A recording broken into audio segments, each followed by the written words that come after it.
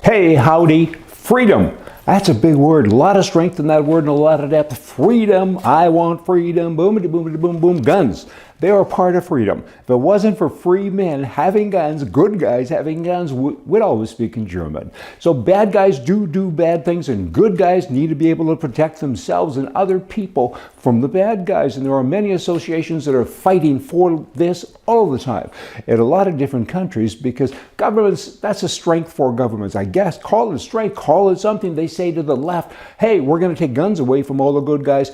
Vote for us. And people do actually buy into that nonsense, and I don't get it because good guys don't do bad things. Let me tell you a little bit about the associations in North America. Of course, the NRA, National Rifle Association in America, been around forever. They do big things. 5 million members plus, 150 million people pay attention to them all of the time, and they do good. They're always pushing for the right, the freedom. If you don't have the Second Amendment, you won't have the First, and many of the others as well. And then you have the GOA, Gun Owners of America.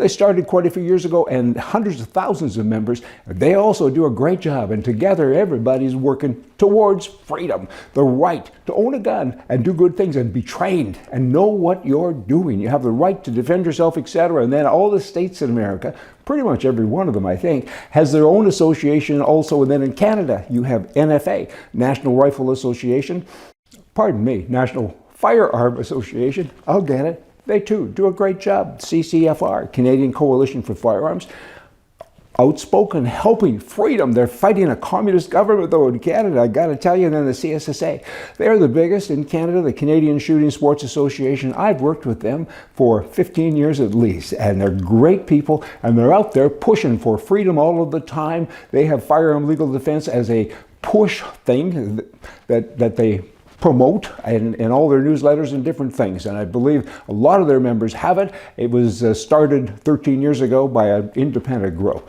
and $95 a year in the cha-cha. So they're good. If you go to the bottom of our website, rightedition.com, there's icons for the CSSA and the NRA and all the rest of it. You can sign up to their newsletters and so on. Now, speaking of which, the CSSA has a newsletter. It comes out every week. It's fantastic. I mean, even if you don't like guns, you need to read the newsletter. Go and sign up for it and get it, because this most recent one has some shocking stats in it.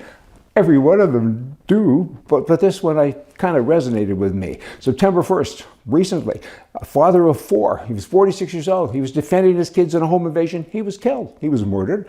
And there's all kinds of other examples here. Home invasions, they're shattering people's lives all across Canada. This particular article just refers to the GTA, which is a Greater Toronto area. And in Markham, a woman was kidnapped while driving, and her residence was invaded, and another man was shot. And these are not isolated incidents. They kind of go on everywhere.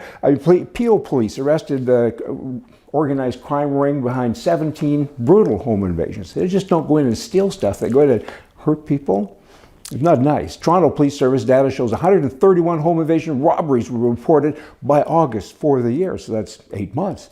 And a Brampton man was shot in his bed, and other people are stealing, and on goes the list. It's an alarming thing with regard to home invasions. They come into your home. It's your private space. It's your real estate, and you're not allowed to defend your life. You're not allowed to shoot them or do anything. You can't even get a gun. Handguns are bad now. I mean, how crazy is this? I mean, roll this out across Canada, British Columbia, where there's all kinds of scoundrels and thieves, and Alberta and Manitoba and the rest of the country. And then all the ones that actually are not reported, many people say, why would I fill out a form? Phone the police for what? I mean, what are they going to do? They're just going to come and measure my body. They're not going to do anything else. And I'll defend myself. A lot of people are doing that. Home invasions, how many are there in the country? Nobody knows. CSSA goes on to say home invasions are not tracked by police or Stats Canada. They don't exist as a distinct category in our National Uniform Crime Reporting System. Oh boy. Now, to make matters worse in Canada, I think all countries, no matter where you live watching this show, I mean, this can come to a country near you because the left does that. They keep pushing and pushing, and people actually vote for them because guns are a big thing, boomity boom again, and you have to fight back all of the time, and that's what these associations do. But what really kind of spins me with regard to Canada is that almost 90% of Canadians live paycheck to paycheck, almost 90%. And you have the government going out now, and That's because of the high taxes. I mean, I think it's like close to 80% when you factor in all the GSTs and everything else, you know, buying things, and the sales taxes and the personal income tax. It's outrageous. People are broke. And yet the government sends money to India for gender studies, billions of dollars go to other countries for that. And now they're going to say we're going to go out and take the guns away from all the good guys. Okay, the bad guys, that's catch and release, and we hardly deal with them. But all you guys that pass the test, you legal guys, we're going to spend billions of dollars to get rid of your property. These are assets, and we're going to take them. That's what they're trying to do, right?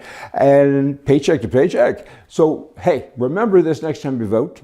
Vote right, because the wrong way to vote would be for these liberal guys, because they're just, I don't know, smart as foxes, or dumb as a stick, or sharp as a marble. But whatever they are, it's working for them. They're pushing the good guy out of the system, and we need to get back in. So vote right. Hey, see ya.